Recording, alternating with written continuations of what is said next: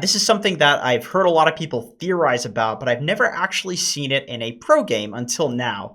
Hello friends, keeps his hair long because of a phobia that if he cuts it, it's not going to grow back here, bringing you another Dota 2 video in which we're going to be talking about how to win in a 1v3. Essentially, how to play extremely difficult lanes from the offlane. This is one of the more common questions that I get asked from other offlaners like Jenkins.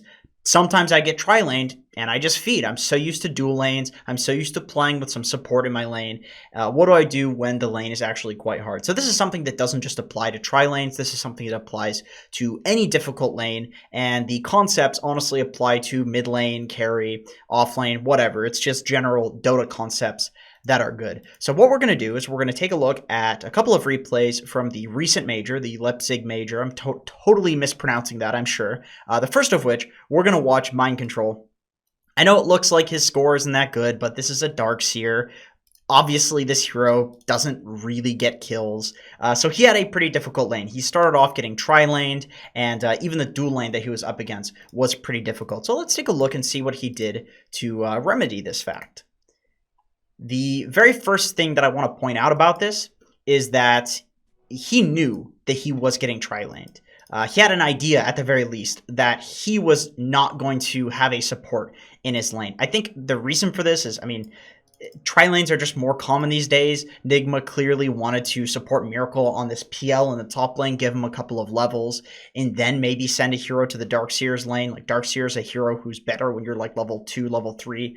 So what Mind Control did is, I'm going to go back here. He walked over the long way to get behind the enemy tier 2 early on into the game. So the creeps have just spawned 15 seconds ago, and he runs for the second creep wave. He lets the very first one go by, and he grabs the second one.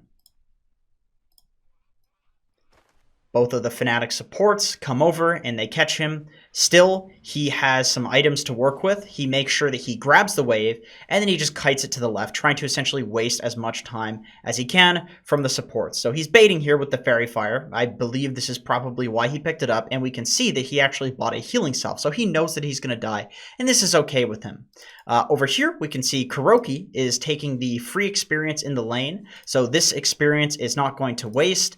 There are two supports that otherwise would be here, blocking a hero from getting this experience. Basically, Mind Control is sacrificing his life in order to make his game good. So he just walks over as far as possible, trying to waste as much of DJ's time as possible. And what this accomplishes, let's speed up here and let's watch this. What this accomplishes is it sends an eventual double wave into Nigma's offlane. So because of this, Fnatic, they are a smart team. They know that Mind Control was successful in doing what he wanted to do. They send DJ up top.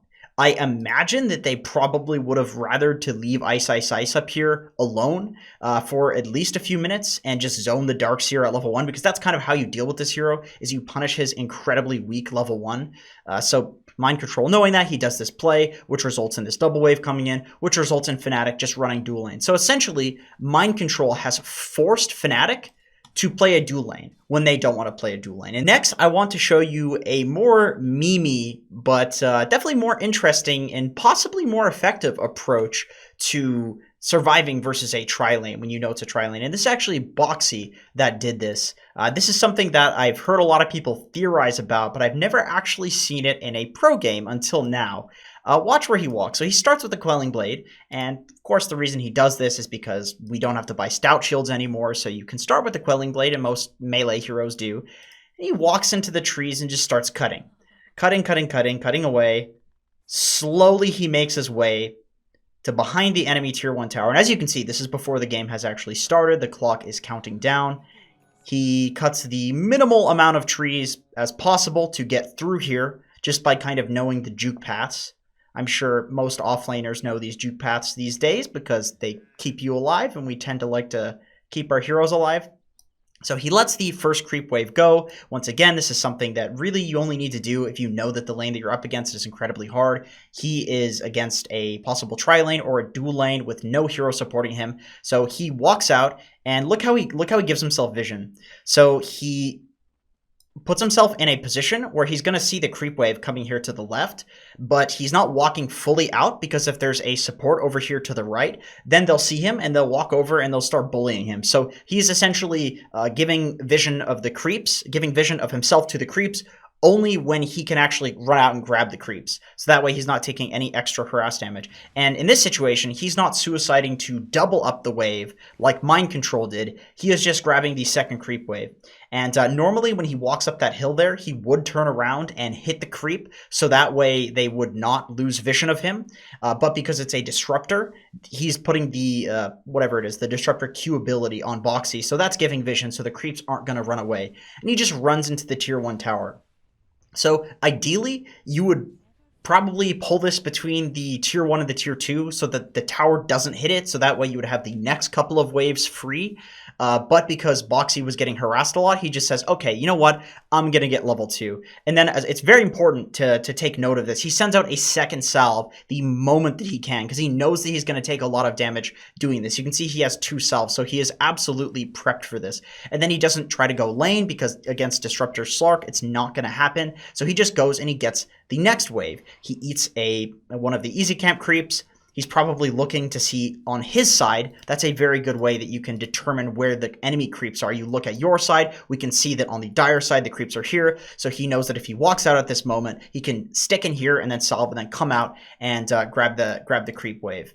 So he's got another salve because he sent it out, understanding that he was going to take a lot of damage doing this, and maybe here you'll see that he'll hit the creeps on the way up, or he stops for a little bit just so the creeps will maintain that vision, but then he realizes he doesn't have to because of the disruptor, and then now he actually looks to double up the wave.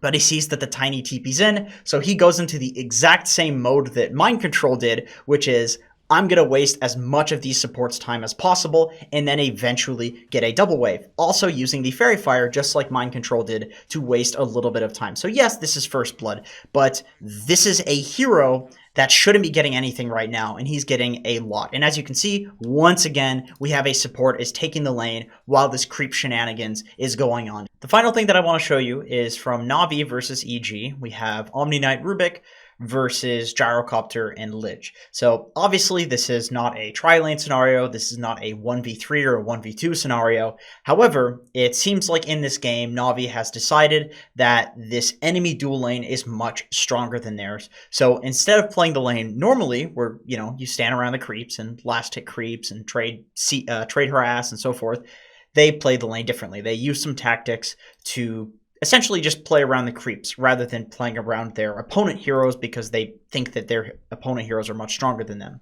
So if we look at Pasha, this looks completely normal. Essentially, he's functioning as a distraction on the creep wave. EG, they do a little bit of harass. They almost kill him. They get him very low. They just keep bullying, even killing his courier. So looks normal, right, from this perspective. But what we don't see over here is Zayak is pulling the second creep wave.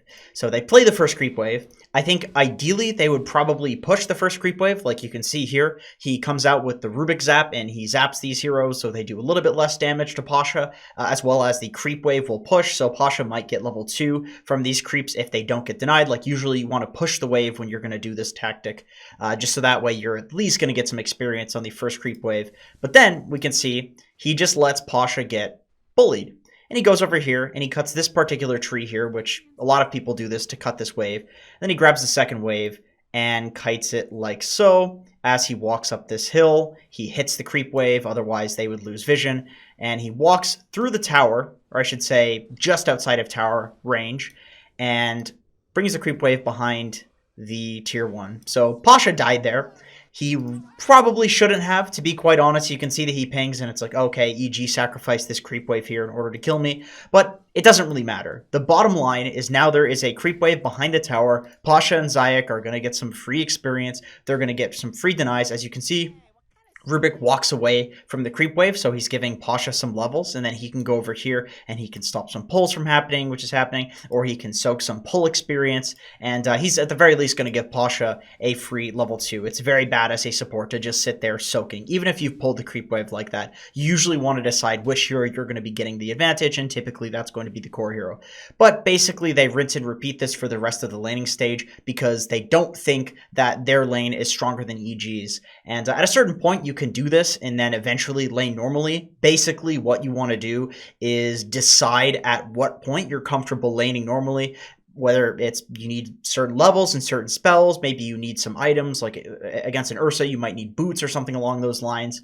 And then at that point, you can stop cutting the creep wave. But it's fine to rinse and repeat this, even if you think that at no point you're going to be able to lane normally. You just rinse and repeat this until the laning stage is over. That's it for this video. Thank you so much for watching. I appreciate you.